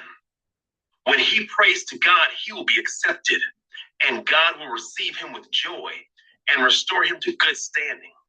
He will declare to his friends, I sinned and twisted the truth, but it was not worth it. God rescued me from the grave, and now my life is filled with light. Yes, God does these things again and again for people. He rescues them from the grave so they may enjoy the light of life. Mark this well, Job. Listen to me, for I have more to say. But if you have anything to say, go ahead. Speak, for I am anxious to see you justified. But if not, then listen to me. Keep silent, and I will teach you wisdom. 34. Elihu accuses Job of arrogance. Then Elihu said, listen to me, you wise men. Pay attention, you who have knowledge. Job said, the ear tests the words it hears, just as the mouth distinguishes between foods. So let us discern for ourselves what is right. Let us learn together what is good. For Job also said, I am innocent, but God has taken away my rights. I am innocent, but they call me a liar. My suffering is incurable, though I have not sinned. Tell me, has there ever been a man like Job, with his thirst for irreverent talk? He chooses evil people as companions. He spends his time with wicked men. He has even said, why waste time trying to please God? Listen to me, you who have understanding. Everyone knows that God doesn't sin. The Almighty can do no wrong. He repays people according to their deeds. He treats people as they deserve. Truly, God will not do wrong. The Almighty will not twist justice. Did someone else put the world in his care? Who set the whole world in place? If God were to take back his spirit and withdraw his breath, all life would cease and humanity would turn again to dust. Now listen to me if you are wise. Pay attention to what I say. Could God govern if he hated justice? Are you going to condemn the Almighty Judge? For he says to kings, you are wicked. and to nobles you are unjust. He doesn't care how great a person may be, and he pays no more attention to the rich than to the poor. He made them all. In a moment they die. In the middle of the night they pass away. The mighty are removed without human hand. For God watches how people live. He sees everything they do. No darkness is thick enough to hide the wicked from his eyes. We don't set the time when we will come before God in judgment. He brings the mighty to ruin without asking anyone, and he sets up others in their place. He knows what they do, and in the night he overturns and destroys them. He strikes them down because they are wicked, doing it openly for all to see. For they turned away from following him. They have no respect for any of his ways. They cause the poor to cry out, catching God's attention. He hears the cries of the needy, but if he chooses to remain quiet, who can criticize him? When he hides his face, no one can find him, whether an individual or a nation. He prevents the godless from ruling, so they cannot be a snare to the people. Why don't people say to God, I have sinned, but I will sin no more? Or, I don't know what evil I have done. Tell me, if I have done wrong, I will stop at once. Must God tailor his justice to your demands? But you have rejected him. The choice is yours, not mine. Go ahead, share your wisdom with us. After all, bright people will tell me, and wise people will hear me say, Job speaks out of ignorance. His words lack insight. Job, you deserve the maximum penalty for the wicked way you have taught. For you have added rebellion to your sin. You show no respect, and you speak many angry words against God. 35. Elihu reminds Job of God's justice. Do you think it is right for you to claim, I am righteous before God? For you also ask, what's in it for me? What's the use of living a righteous life? I will answer you and all your friends too. Look up into the sky and see the clouds high above you. If you sin, how does that affect God? Even if you sin again and again, what effect will it have on him? If you are good, is this some great gift to him? What could you possibly give him? No, your sins affect only people like yourself, and your good deeds also affect only humans. People cry out when they are oppressed. They groan beneath the power of the mighty, yet they don't ask, where is God, my creator, the one who gives songs in the night? Where is the one who makes us smarter than the animals and wiser than the birds of the sky? And when they cry out, God does not answer because of their pride. But it is wrong to say God doesn't listen, to say the Almighty isn't concerned. You say you can't see him, but he will bring justice if you will only wait. You say he does not respond to sinners with anger and is not greatly concerned about wickedness. But you are talking nonsense, Job. You have spoken like a fool. 36. Elihu continued speaking. Let me go on, and I will show you the truth. For I have not finished defending God. I will present profound arguments for the righteousness of my Creator. I am telling you nothing but the truth, for I am a man of great knowledge. God is mighty, but he does not despise anyone. He is mighty in both power and understanding. He does not let the wicked live, but gives justice to the afflicted. He never takes his eyes off the innocent, but he sets them on thrones with kings and exalts them forever. If they are bound in chains and caught up in a web of trouble, he shows them the reason. He shows them their sins of pride. He gets their attention and commands that they turn from evil. If they listen and obey God, they will be blessed with prosperity throughout their lives. All their years will be pleasant, but if they refuse to listen to him, they will cross over the river of death, dying from lack of understanding. For the godless are full of resentment. Even when he punishes them, they refuse to cry out to him for help. They die when they are young, after wasting their lives in immoral living. But by means of their suffering, he rescues those who suffer, for he gets their attention through adversity. God is leading you away from danger, Job, to a place free from distress. He is setting your table with the best food, but you are obsessed with whether the godless will be judged. Don't worry, judgment and justice will be upheld. But watch out, or you may be seduced by wealth. Don't let yourself be bribed into sin. Could all your wealth or all your mighty efforts keep you from distress? Do not long for the cover of night, for that is when people will be destroyed.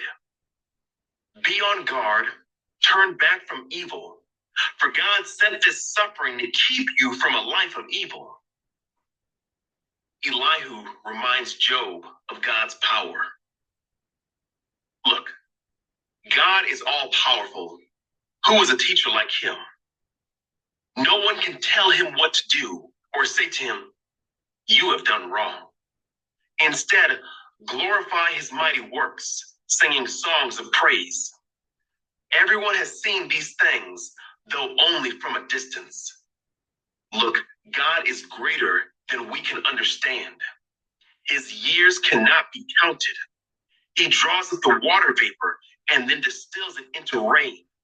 The rain pours down from the clouds and everyone benefits. Who can understand the spreading of the clouds and the thunder that rolls forth from heaven? See how he spreads the lightning around him and how it lights up the depths of the sea. By these mighty acts, he nourishes the people, giving them food in abundance. He fills his hands with lightning bolts and hurls each at its target. The thunder announces his presence. The storm announces his indignant anger. 37. My heart pounds as I think of this. It trembles within me. Listen carefully to the thunder of God's voice as it rolls from his mouth. It rolls across the heavens, and his lightning flashes in every direction. Then comes the roaring of the thunder, the tremendous voice of his majesty. He does not restrain it when he speaks. God's voice is glorious in the thunder. We can't even imagine the greatness of his power. He directs the snow to fall on the earth and tells the rain to pour down. Then everyone stops working so they can watch his power. The wild animals take cover and stay inside their dens. The stormy wind comes from its chamber, and the driving winds bring the cold. God's breath sends the ice, freezing wide expanses of water. He loads the clouds with moisture, and they flash with his lightning. The clouds churn about at his direction. They do whatever he commands throughout the earth. He makes these things happen either to punish people or to show his unfailing love. Pay attention to this, Job. Stop and consider the wonderful miracles of God.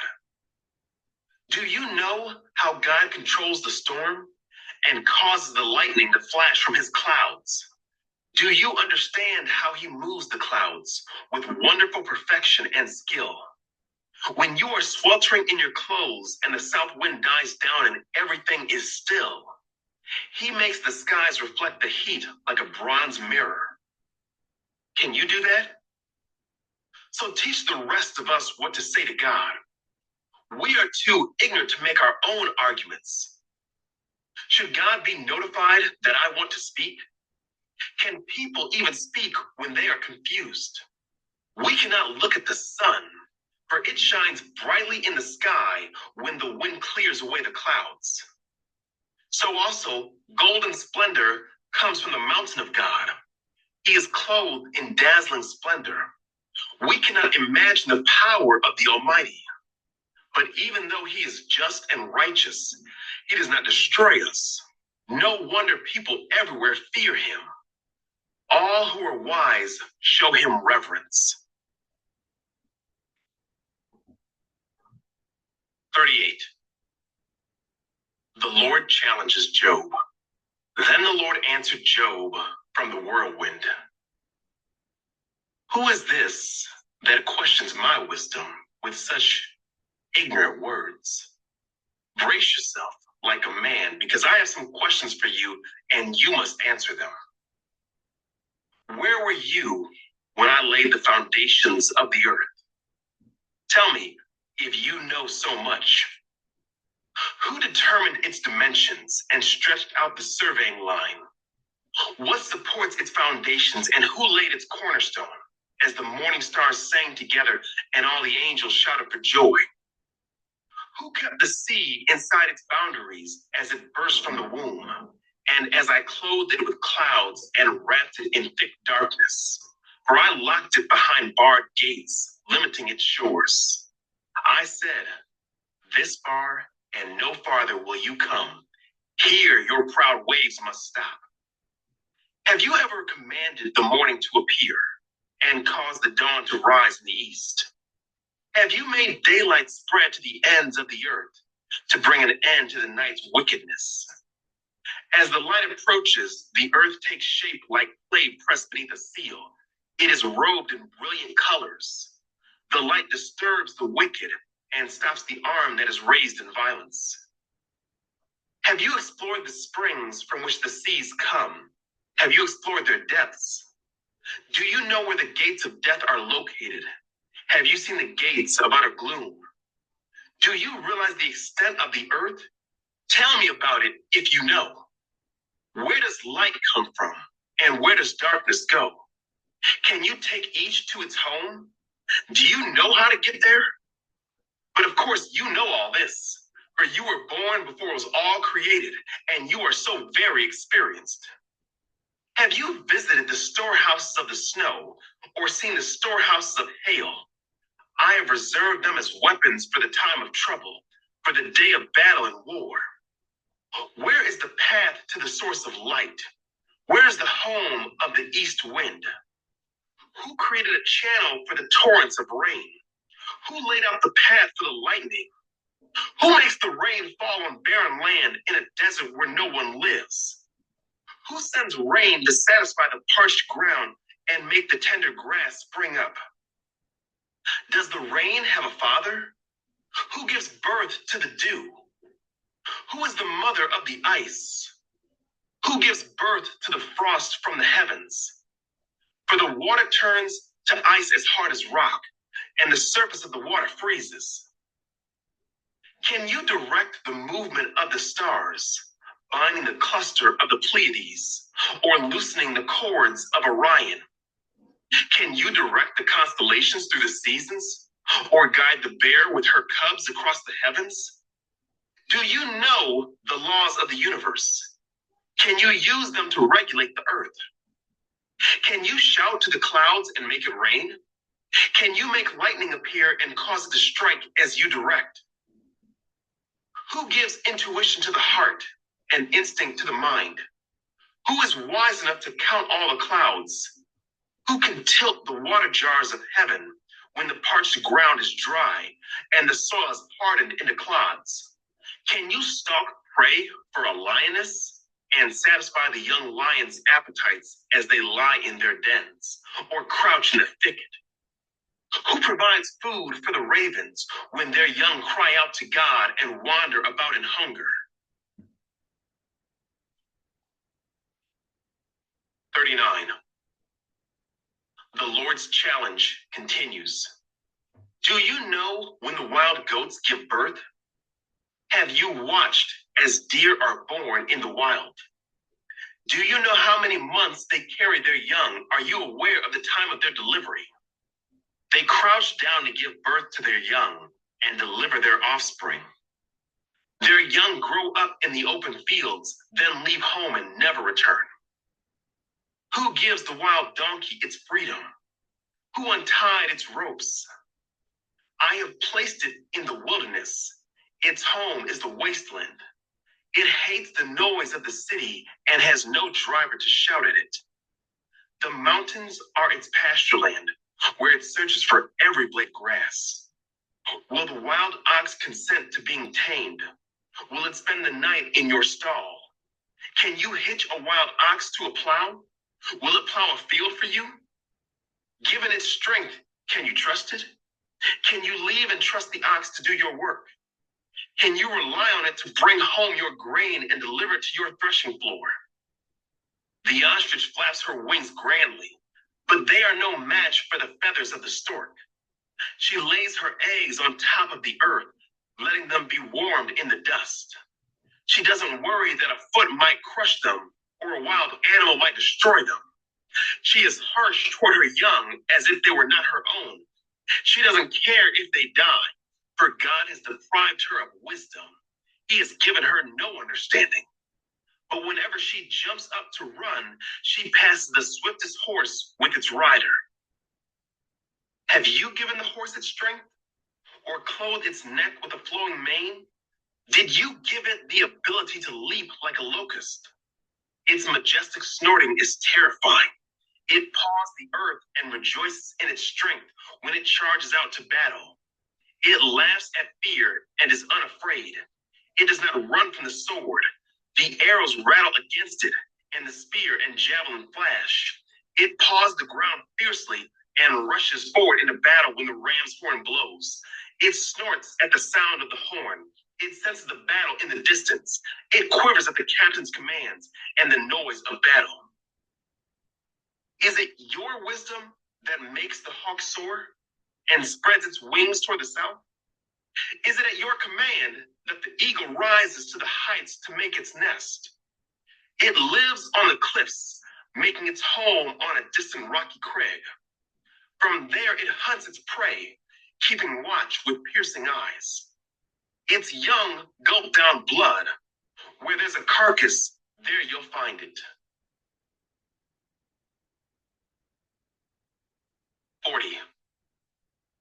Then the Lord said to Job, do you still want to argue with the Almighty? You are God's critic, but do you have the answers?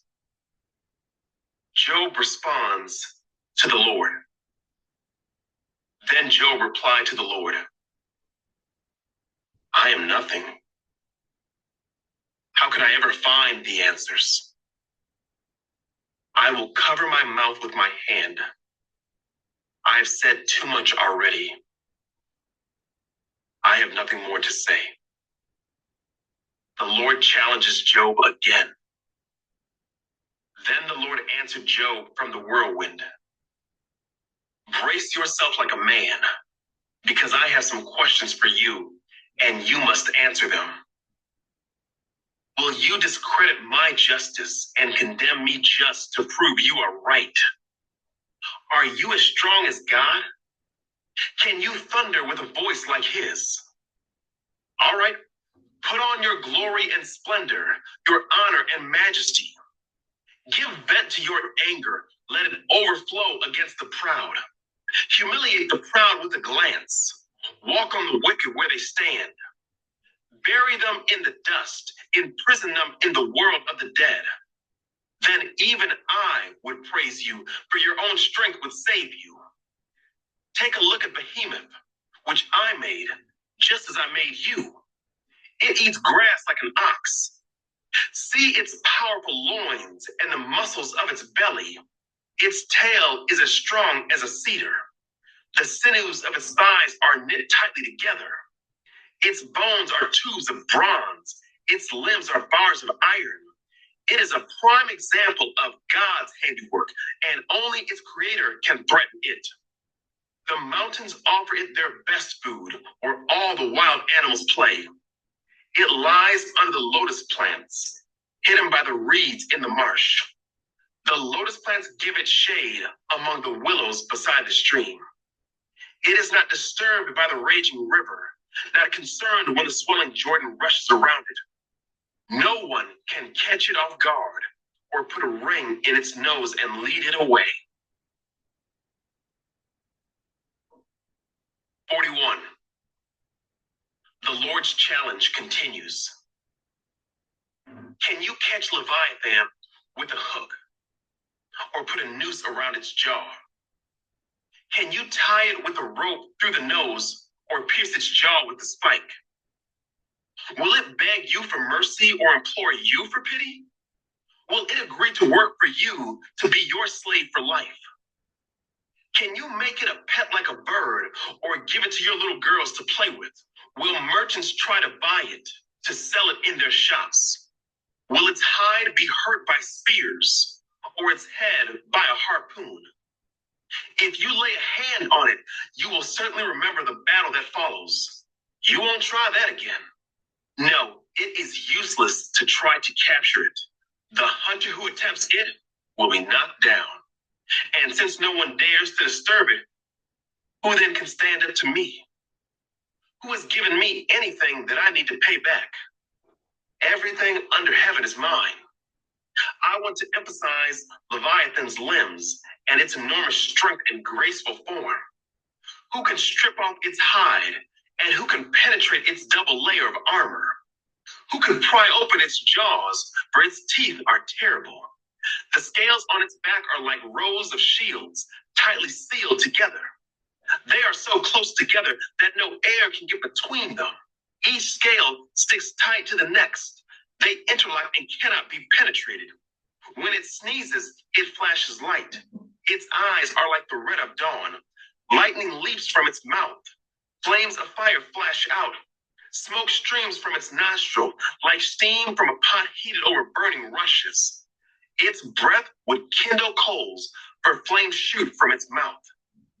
The tremendous strength in Leviathan's neck strikes terror wherever it goes.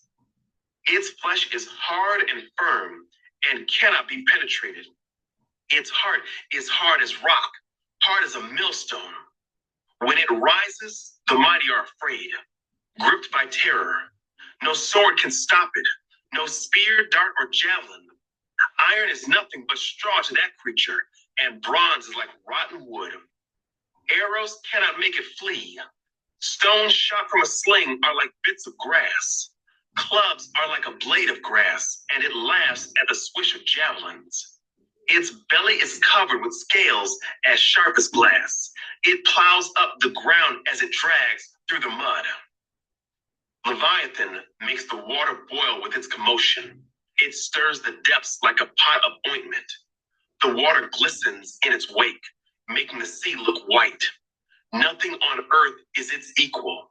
No other creature so fearless.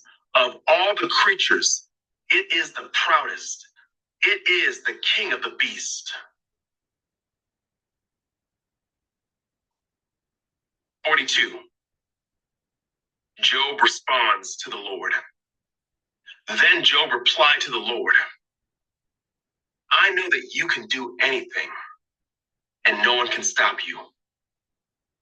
You asked, who is this that questions my wisdom with such ignorance?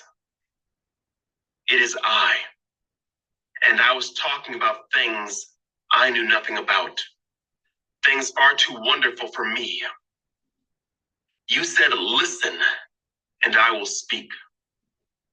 I have some questions for you, and you must answer them. I had only heard about you before, but now I have seen you with my own eyes. I take back everything I said, and I sit in dust and ashes to show my repentance. Conclusion. The Lord blesses Job. After the Lord had finished speaking to Job, he said to Eliphaz the Temanite, I am angry with you and your two friends, for you have not spoken accurately about me as my servant Job has. So take 7 bulls and 7 rams and go to my servant Job and offer a burnt offering for yourselves. My servant Job will pray for you, and I will accept his prayer on your behalf. I will not treat you as you deserve, for you have not spoken accurately about me as my servant Job has. So Eliphaz the Temanite, Bildad the Shuhite, and Zophar the Naamathite did as the Lord commanded them, and the Lord accepted Job's prayer. When Job prayed for his friends, the Lord restored his fortunes. In fact, the Lord gave him twice as much as before. Then all his brothers, sisters, and former friends came and feasted with him in his home. And they consoled him and comforted him because of all the trials the Lord had brought against him. And each of them brought him a gift of money and a gold ring. So the Lord blessed Job in the second half of his life even more than in the beginning.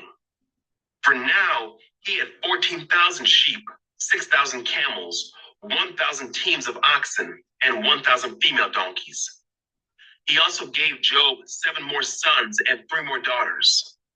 He named his first daughter Jemima, the second Keziah, and the third Karen-Hapuk. In all the land, no women were as lovely as the daughters of Job, and their father put them into his will along with their brothers. Job lived 140 years after that, living to see 4 generations of his children and grandchildren. Then he died, an old man